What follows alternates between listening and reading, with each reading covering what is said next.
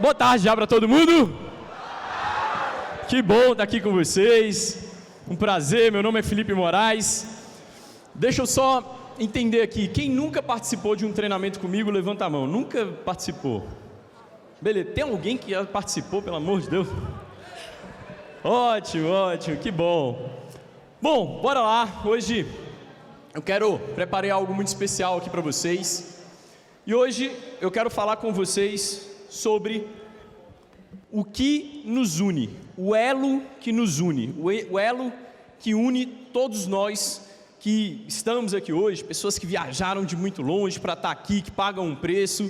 Eu sei que tem pessoas aqui de profissões completamente diferentes, eu sei que tem pessoas aqui de classes sociais extremamente diferentes, pessoas de cor, de etnia diferente, pessoas talvez de religiões diferentes, verdade ou não? Mas tem uma coisa ali no meio que une todo mundo, que nos coloca em comum, que faz com que todo mundo aqui esteja aqui. E é sobre isso que eu quero falar com vocês. Mas, para falar sobre isso, eu vou precisar te contar uma história. A história desse garotinho aí, dessa família. Essa daqui é a Dona Rejane Mendes de Oliveira, mais conhecida como minha mãe. E aqui está eu e a Karina. Karina é minha irmã, 2 anos mais nova do que eu. E a Dona Rejane, ela criou, mãe solteira, desde que eu me conheço por gente, meu pai é separado da minha mãe.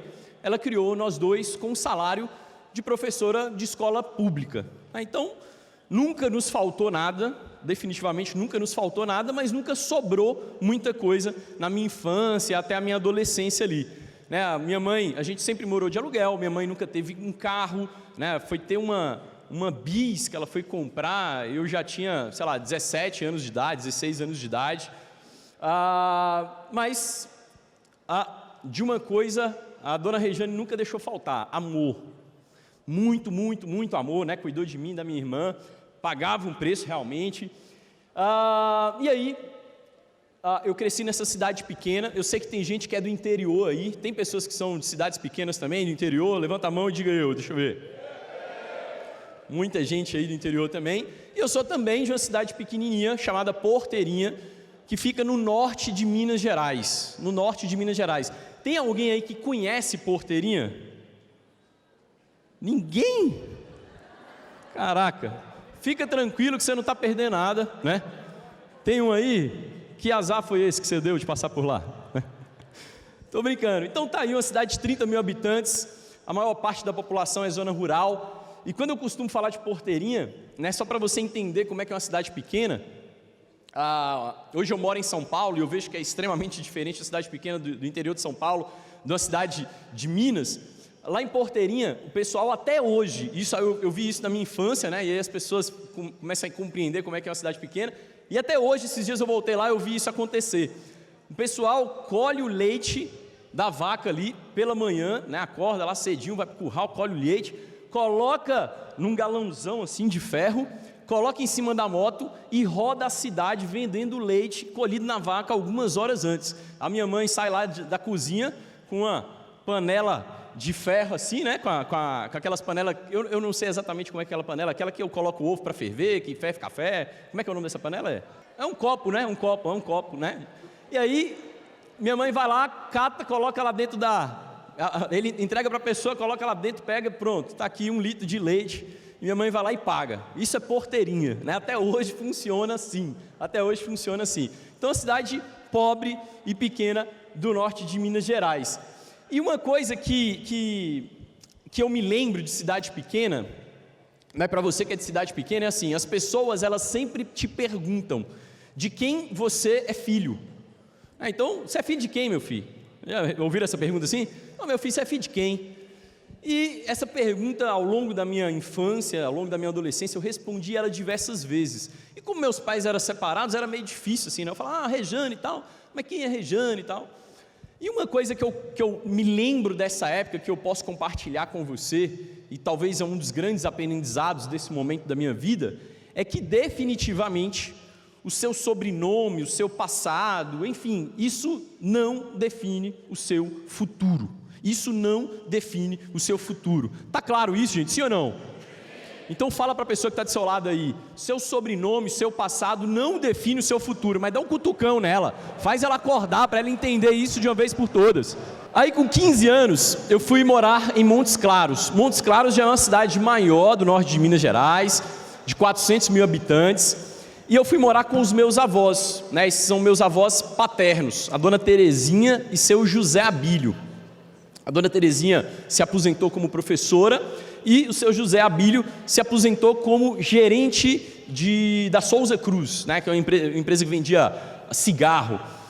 E aí, quando eu fui morar com os meus avós, com 15 anos, na minha infância, como meu pai se separou da minha mãe muito novo, quem fez o papel paterno na minha infância foi seu Zé Abílio que fez esse papel. Ele que ia em porteirinha, levava feira pra gente, guloseimas, ele que me dava os brinquedos da minha infância, ele que fez um papel paterno. E com 15 anos ele tinha um desejo muito grande que eu e a minha irmã fôssemos para Montes Claros para morar junto com ele, para a gente poder estudar em colégios melhores. O meu avô e os meus pais, né, meu pai também, minha mãe, eles sempre acreditaram que seria a educação que transformaria a minha vida, sempre. É a educação, é o conhecimento que vai transformar a sua vida. E eu fui para Montes Claros, fui morar com os meus avós, e foi um período meio conturbado. Eu cheguei em fevereiro de 2005, se não me falha a memória, e em maio meu avô faleceu. Assim, foi muito rápido, teve um câncer, né, foi extremamente traumático, um câncer na cabeça e tal. E aí veio a falecer, né? Então um sonho ali, que era o sonho dele, acabou. Rapidamente a gente, né, foi para lá e aconteceu esse episódio, assim, essa tragédia. Mas meu pai, né, aqui já é uma foto, eu não consegui achar a foto ali da adolescência junto com meu pai e meus avós, mas o meu pai, ele é um filho de 5 irmãos, é um dentre os 5 irmãos, e o meu pai, ele é o mais bem-sucedido, ou um dos mais bem-sucedidos dos 5 irmãos, porque ele teve a oportunidade de fazer faculdade. Meu pai fez direito. Na infância do meu pai, os meus avós que eu te mostrei aqui agora, são avós de criação, pegou meu pai para criar, porque minha avó biológica, que eu conheço, tenho relacionamento e tal, mas ela não tinha condição, deu meu pai, e meus avós conseguiram pagar, né, bons colégios. Meu pai estudou no Marista e tudo mais, conseguiu fazer uma boa faculdade e ascendeu socialmente na vida. Então meu pai, eu lembro de várias vezes na minha adolescência, né, agora com a falta do meu avô, ele falando: Felipe, eu vou fazer um esforço para cumprir com aquilo que era o sonho do seu avô, que é meu sonho, que é te colocar nos melhores colégios que tem na cidade, né? O seu avô, ele fez isso por mim, e eu me vejo na obrigação de fazer isso por você também. Então, uma coisa, meu pai falava, ele falava assim: olha, eu não vou te dar, né, as melhores coisas, até porque eu não tenho condições para isso, mas eu vou te pagar o melhor colégio que tiver na cidade. E eu estudei o meu ensino médio em bons colégios, sempre fui um bom aluno, né, e acabou que com 17 anos de idade, lá no ensino médio, eu me matriculei num cursinho pré-vestibular, entrei no cursinho para estudar, e daqui a pouco passa do meu lado uma loura com uma pinta no olho, né? Falei: rapaz, diferente essa mulher aí, né? Pinta no olho eu nunca tinha visto, né? E é pinta, tá, gente? Tem um monte de gente que manda mensagem para ela, pensa que é maquiagem que ela faz todos os dias, né? É engraçado isso. E aí, quando a Andréia passou do meu lado, eu falei: nossa, essa menina é diferente. E aí eu comecei a paquerar ela, descobri que ela analisava você pela letra que você escrevia. Você escrevia um texto, ela analisava. Falei: nossa senhora, essa menina aí, né? Diferente. Aí eu escrevi um bilhetinho para ela e mandei. Falei: analisa minha letra aí para, né, você ver. Chavecando, né? Chavecando. E colou, né? Colou. Eu comecei a namorar com a Andréia, a gente tinha 17 anos, né? Tem 12 anos que a gente está junto. E eu acredito que a nossa vida, ela não muda do dia para a noite, mas a direção dela sim.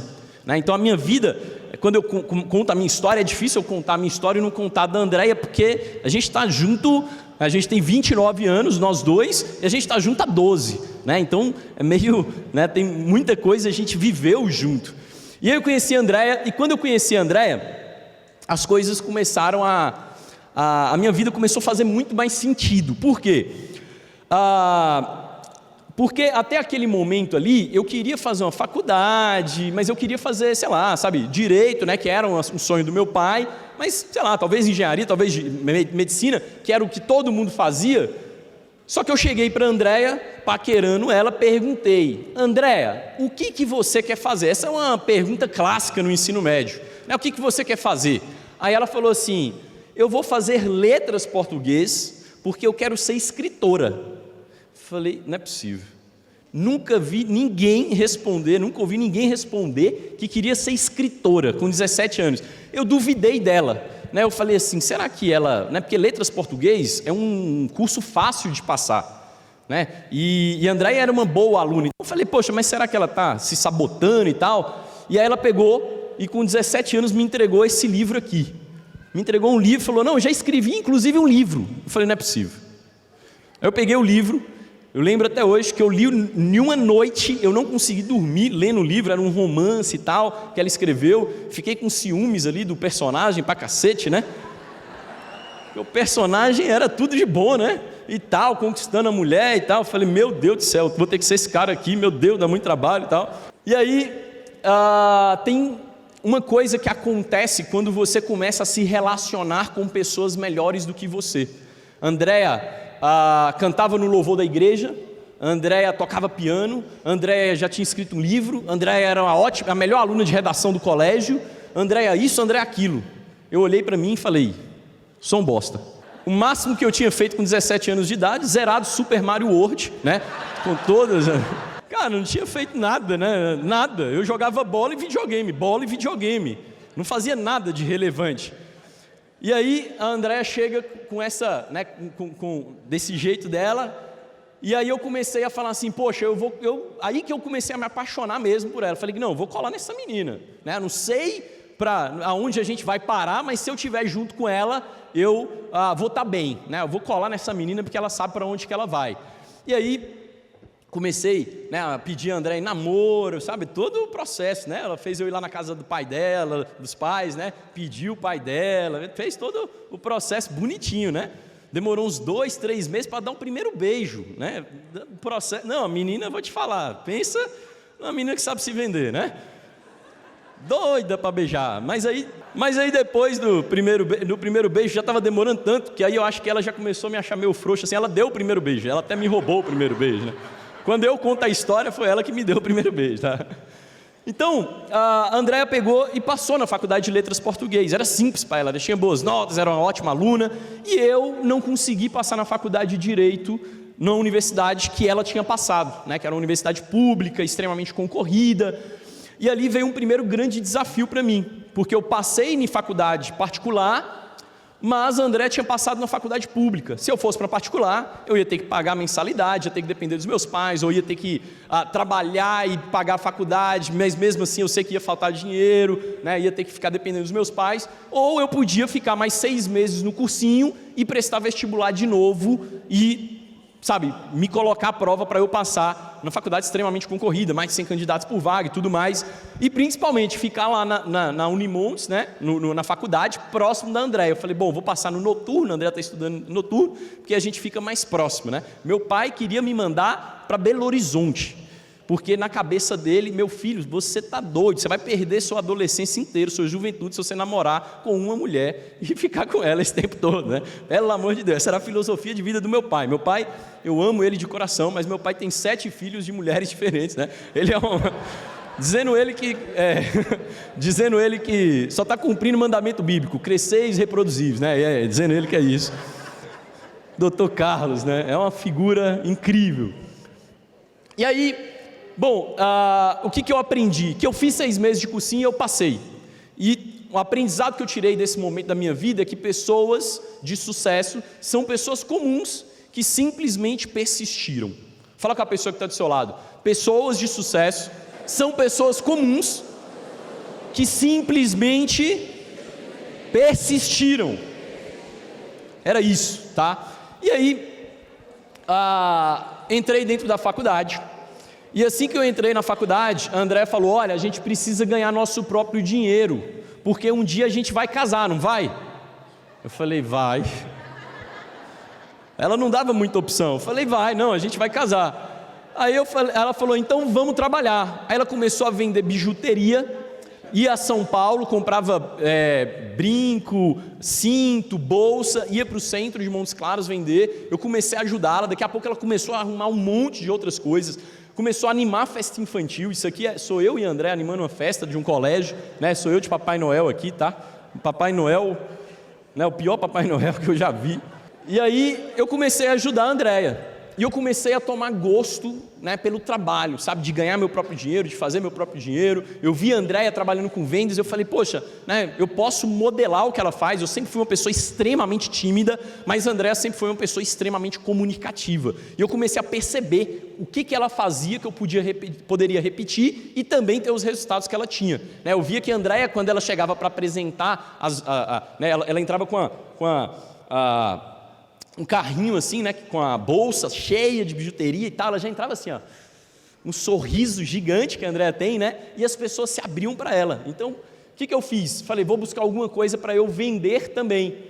E aí eu encontrei um negócio através da internet, que era o seguinte: eu colocava essa caixinha aqui em cima dos bares e dos restaurantes, você precisava chamar o garçom, você apertava esse botão e aparecia o número da mesa lá, mesa número 34. E o garçom ia lá te atender. Chama garçom, a gente chamava esse negócio, chama garçom. Lá, gente, isso, eu estava com 18 anos de idade, tá? 11 anos, né? 2008. E aí eu comecei, a gente vendia essas propagandas que estavam aqui. Nessa daqui está personalizada só com uma propaganda, mas a gente vendia várias propagandas nessa caixinha. Nessa daqui a gente chamava de galheteira, cabia 7 propagandas diferentes. E aí vendia, deixava lá um ano, depois ia lá renovar esse negócio. Então eu comecei a tomar gosto, né? Comecei a tomar gosto de trabalhar com vendas, de fazer meu próprio dinheiro. E quando eu comecei, eu nunca tinha trabalhado com vendas, meus pais não são comerciantes, mas comecei a tomar gosto. E aí eu falei: bom, eu preciso me especializar. Eu lembro que o primeiro curso que eu fiz, fui no Sebrae, falei: cara, tem curso de vendas aí? Falou que o Sebrae ajuda os empreendedores, tal, os vendedores. Tem curso de venda? Tem um curso aqui, R$35, PNL aplicado a vendas. Fui lá, fiz o curso, foi o primeiro curso que eu participei, e eu comecei a me desenvolver, comecei a ler vários livros. E aí teve um livro que a minha vida também, sabe, tomou um rumo bem diferente. Eu li ele bem quando eu estava começando minha carreira profissional, tinha 19 anos provavelmente, que é o livro Pai Rico, Pai Pobre, do Robert Kiyosaki, né? Eu sou eternamente grato a esse cara, porque nesse livro eu aprendi 3 coisas. Primeira coisa que eu aprendi: esqueça do dinheiro e foque nas habilidades. Então o tempo inteiro ele ficava falando: olha, principalmente no seu início de vida, se você tiver a oportunidade de ouvir isso quando você é jovem, esqueça o dinheiro. Nem que você trabalhe para alguém de graça, mas aprenda as habilidades de um empreendedor de sucesso. E eu aprendi que a primeira grande habilidade de um empreendedor de sucesso, qual que é? Vendas. Fala com a pessoa que está do seu lado: vendas. A primeira habilidade, gente, nenhuma empresa fica de pé, por melhor que seja o produto, se ela não tiver uma área comercial boa. É claro isso para vocês, sim ou não? Então a primeira habilidade era uma habilidade de vendas. E eu já estava trabalhando com vendas, então eu falei: nossa, estou no caminho certo.